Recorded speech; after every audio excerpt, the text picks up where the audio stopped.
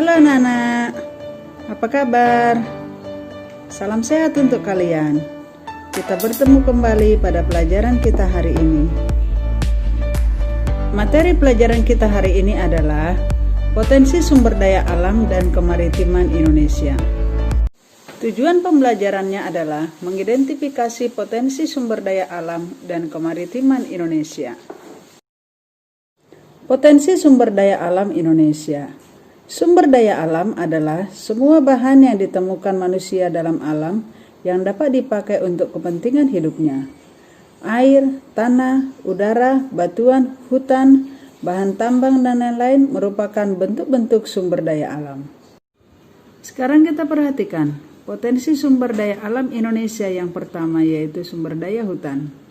Berdasarkan data Direktorat Jenderal Planologi Kehutanan dan Tata Lingkungan KLHK, hasil pemantauan hutan Indonesia tahun 2019 menunjukkan bahwa luas lahan berhutan seluruh daratan Indonesia adalah 94,1 juta hektar atau 50,1% dari total daratan.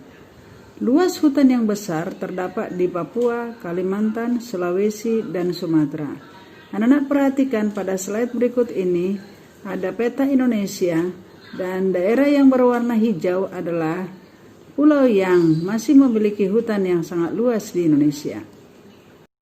Di Pulau Jawa, luas hutan telah mengalami banyak penurunan karena terjadi alih fungsi untuk pertanian dan pemukiman penduduk. Sementara itu, alih fungsi hutan menjadi pertanian dan perkebunan juga banyak dijumpai di Sumatera dan Kalimantan. Selain hutannya yang luas, hutan Indonesia juga menyimpan kekayaan flora dan fauna atau keanekaragaman hayati yang sangat besar. Bahkan banyak diantaranya merupakan spesies endemik atau hanya ditemukan di Indonesia. Anak-anak perhatikan berikut ini adalah contoh spesies endemik Indonesia.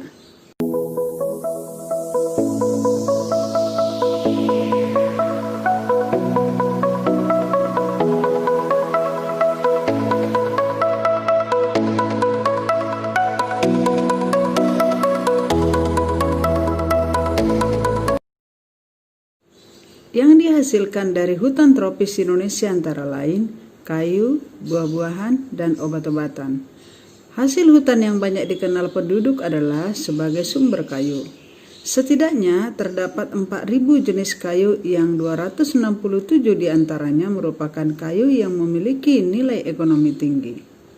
Sekarang kita perhatikan jenis kayu dan sebarannya, antara lain kayu keruing, meranti, agatis dihasilkan terutama di Papua, Sulawesi, dan Kalimantan. Kayu jati banyak dihasilkan di Jawa Tengah. Rotan banyak dihasilkan di Kalimantan, Sumatera Utara, dan Sumatera Barat. Kayu cendanya banyak dihasilkan di Nusa Tenggara Timur. Kayu rasamala dan akasia banyak dihasilkan di Jawa Barat. Anak-anak bisa perhatikan contoh dari gambar kayu-kayu tersebut. Kayu-kayu ini adalah kayu-kayu yang memiliki nilai ekonomis tinggi di Indonesia.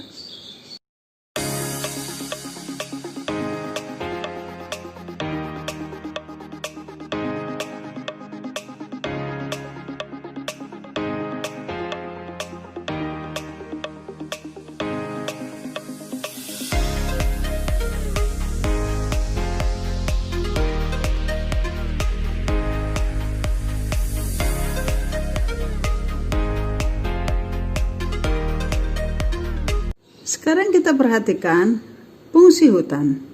Yang pertama adalah menyimpan air hujan, tempat hidup bagi flora dan fauna, mencegah terjadinya erosi atau pengikisan tanah, menghasilkan oksigen dan menyerap karbon dioksida sehingga suhu bumi terkendali. Yang kelima adalah sumber kehidupan bagi masyarakat, khususnya masyarakat sekitar hutan dari produk yang dihasilkannya. Sekarang kita masuk ke potensi sumber daya yang kedua, yaitu sumber daya tambang. Indonesia merupakan salah satu negara di dunia yang kaya akan bahan tambang. Beraneka bahan tambang tersedia untuk memenuhi kebutuhan dalam negeri maupun luar negeri.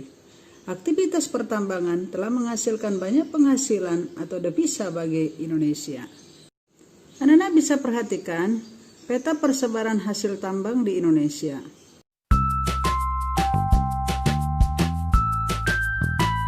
Sekarang kita perhatikan bahan tambang yang pertama adalah minyak bumi dan gas. Minyak bumi dan gas banyak dipakai untuk keperluan industri, transportasi, dan rumah tangga. Anak-anak bisa perhatikan pada slide ini, daerah mana saja yang menjadi penghasil minyak bumi di Indonesia. Dan juga anak-anak bisa perhatikan pada lapisan mana minyak dan gas itu bisa ditemukan. Tambang yang kedua adalah batu bara. Batu bara adalah batuan sedimen yang terbentuk dari sisa tumbuhan yang telah mati dan mengendap selama jutaan tahun yang lalu. Energi yang dihasilkan digunakan untuk pembangkit listrik, keperluan rumah tangga atau memasak, pembakaran pada industri batu bata atau genteng, semen, batu kapur, biji besi dan baja, industri kimia, dan lain-lain. Pertambangan batu bara di Kalimantan terdapat di Kalimantan Timur, daerah lembah Sungai Barau dan Samarinda. Di Sumatera Barat, Ombilin dan Sawalunto. Sumatera Selatan, di Bukit Asam dan Tanjung Enim. Tambang yang ketiga adalah bauksit. Bauksit adalah sumber biji utama untuk menghasilkan aluminium. Bauksit bermanfaat untuk industri keramik, logam kimia, dan metalurgi. Anak-anak bisa perhatikan berapa produksi bauksit Indonesia pada slide ini. Bauksit ditambang di daerah Kepulauan Riau, daerah Pulau Bintan, dan Kalimantan Barat, daerah Singkawang. Tambang yang keempat adalah pasir besi. Pasir besi dimanfaatkan untuk industri logam besi dan industri semen. Aktivitas penambangan pasir besi dapat ditemukan di Cilacap, Jawa Tengah, Sumatera, Lombok, Yogyakarta, Gunung Tegak, Lampung, Pegunungan Verbeek, Sulawesi Selatan, dan Pulau Sebuku, Kalimantan Selatan. Sekarang kita perhatikan tambang yang kelima adalah emas. Emas umumnya dimanfaatkan untuk perhiasan. Tambang emas tersebar di Indonesia, terdapat di Papua, Kalimantan Barat, Nangro Aceh Darussalam, Sulawesi Utara, Riau, dan Bengkulu.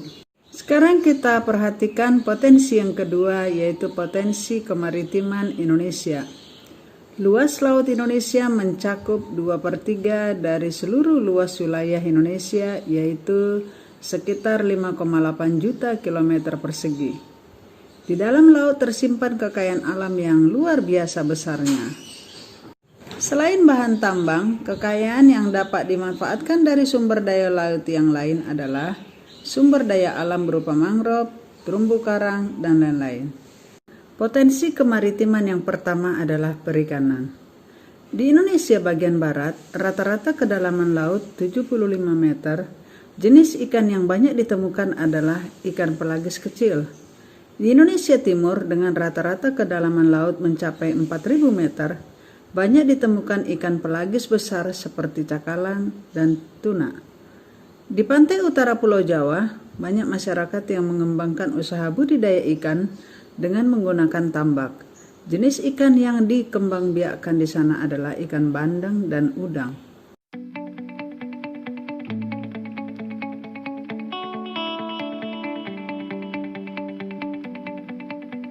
Potensi kemaritiman yang kedua adalah hutan mangrove. Hutan mangrove atau hutan bakau adalah tipe hutan yang berada di daerah pasang surut air laut. Hutan mangrove tersebar di pesisir sebelah barat Pulau Sumatera, beberapa bagian ada di pantai utara Pulau Jawa, sepanjang pesisir Pulau Kalimantan, pesisir Pulau Sulawesi, pesisir sebelah selatan Papua, dan beberapa pulau kecil lainnya. Sekarang kita perhatikan apa fungsi hutan mangrove. Fungsi hutan mangrove ada dua, yaitu fungsi ekologis dan fungsi ekonomis.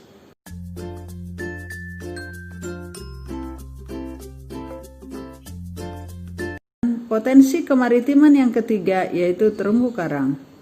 Terumbu karang adalah terumbu atau batuan sedimen kapur di laut yang terbentuk dari kapur yang sebagian besar dihasilkan dari koral atau binatang yang menghasilkan kapur untuk kerangka tubuhnya. Jika ribuan koral membentuk koloni, maka akan membentuk karang. Sebagai negara kepulauan dan beriklim tropis, Indonesia merupakan negara yang memiliki terumbu karang terluas di dunia. Luas terumbu karang, anak-anak bisa perhatikan pada slide berikut ini. Apa manfaat dari terumbu karang? Manfaat terumbu karang secara ekologi adalah dapat memperkecil energi ombak yang menuju ke daratan, dapat mengurangi penyebab pemanasan global sebagai habitat dan sumber makanan bagi berbagai jenis makhluk hidup di laut.